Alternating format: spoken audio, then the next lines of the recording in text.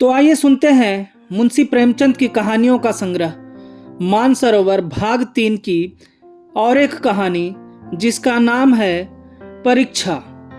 नादिर शाह की सेना ने दिल्ली में कत्लेआम कर रखा है। गलियों में खून की नदियां बह रही है। चारों तरफ हाहाकार मचा हुआ है। बाजार बंद है। दिल्ली के लोग घरों के द्वार बंद किए जान की खैर मना रहे हैं। किसी की जान सलामत नहीं है। कहीं घरों में आग लगी हुई है, कहीं बाजार लूट रहा है। कोई किसी की फरियाद नहीं सुनता। रईसों की बेगमें महलों से निकाली जा रही हैं और उनकी बेहुरमती की जाती है। ईरानी सिपाहियों की रक्त पिपासा किसी तरह नहीं बुझती। मानव हृदय की क्रूरता, कठोरता और पैशाचिकता अपना विकरालतम रूप धारण किए हुए हैं। इसी समय नादिर शाह ने बादशाही महल में प्रवेश किया। दिल्ली उन दिनों भोग विलास की केंद्र बनी हुई थी। सजावट और तकल्लुफ के सामानों से रईसों के भवन भरे रहते थे। स्त्रियों को बनाव सिंगार के सिवा कोई काम न था। पुरुषों को सुख भोग के सिवा और कोई चिंता न थी। राजनीति का स्थान शेरो शायरी ने ले लिया था। समस्त प्रांतों से धन खींच खींच कर दिल्ली आता था और पानी की भांति बहाया जाता था। वेश्याओं की चांदी थी।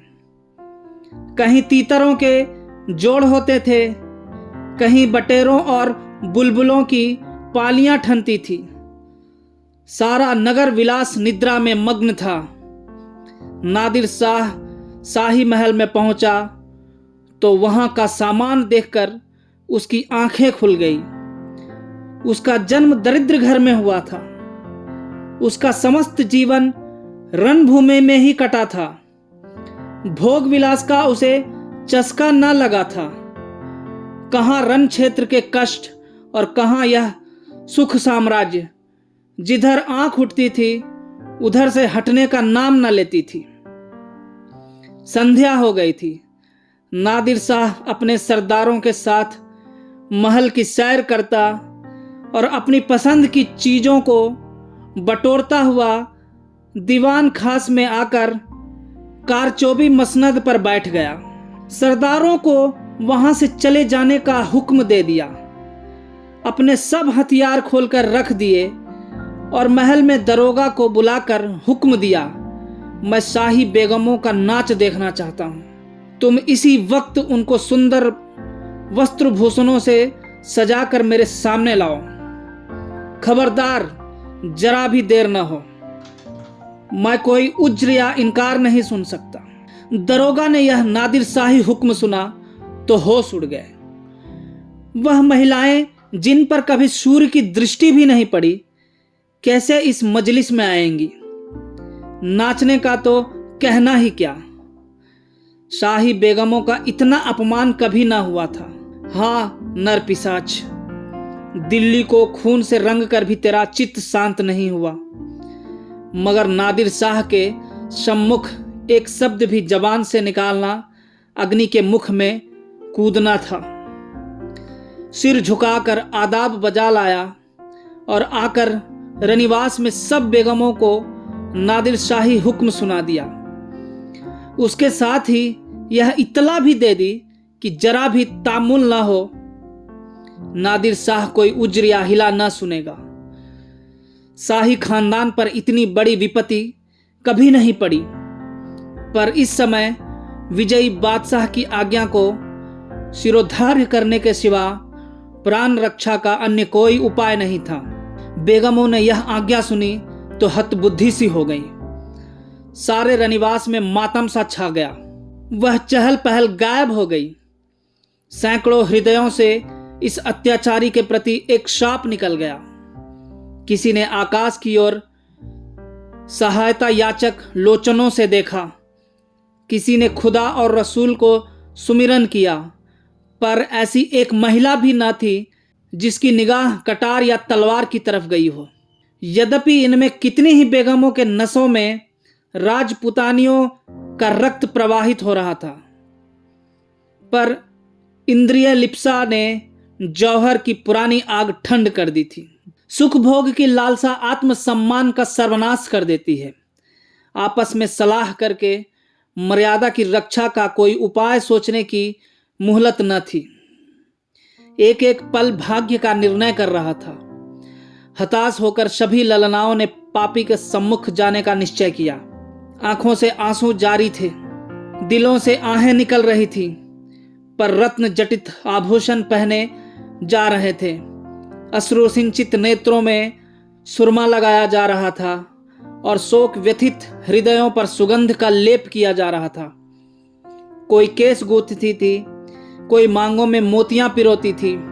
एक भी ऐसे पक्के इरादे की स्त्री न थी जो ईश्वर पर अथवा अपनी टेक पर इस आज्ञा का उल्लंघन करने का साहस कर सके।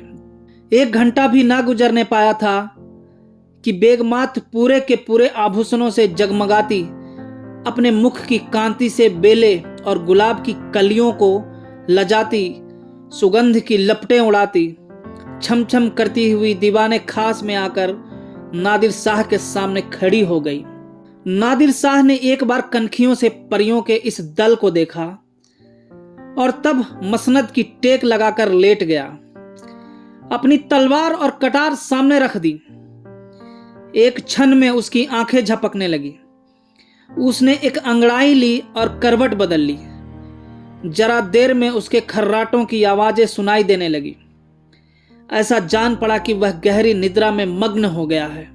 आधे घंटे तक वह पड़ा सोता रहा और बेगमें ज्यों की त्यों सिर नीचा किए दीवार के चित्रों की भांति खड़ी रही। उनमें 2 एक महिलाएं जो ढीठ थी, घूंघट की ओट से नादिर शाह को देख भी रही थी और आपस में दबी जबान में काना फूसी कर रही थी। कैसा भयंकर स्वरूप है, कितनी रनोन्माद आंखें हैं, कितना भारी शरीर है। आदमी काहे को है, देव है। सहसा नादिर शाह की आंखें खुल गई। परियों का दल पूर्ववत खड़ा था। उसे जागते देखकर बेगमों ने सिर नीचे कर लिए और अंग समेटकर भेड़ों की भांति एक दूसरे से मिल गई। सबके दिल धड़क रहे थे कि अब यह जालिम नाचने गाने को कहेगा, तब कैसे क्या होगा। खुदा इस जालिम से समझे, मगर नाचा तो ना जाएगा, चाहे जान ही क्यों ना जाए। इससे ज्यादा जिल्लत अब ना सही जाएगी।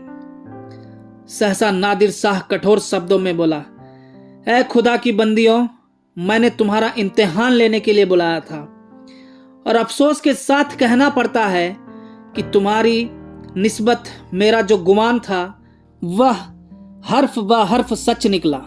जब किसी कौम की औरतों में गैरत नहीं रहती तो वह कौम मुर्दा हो जाती है।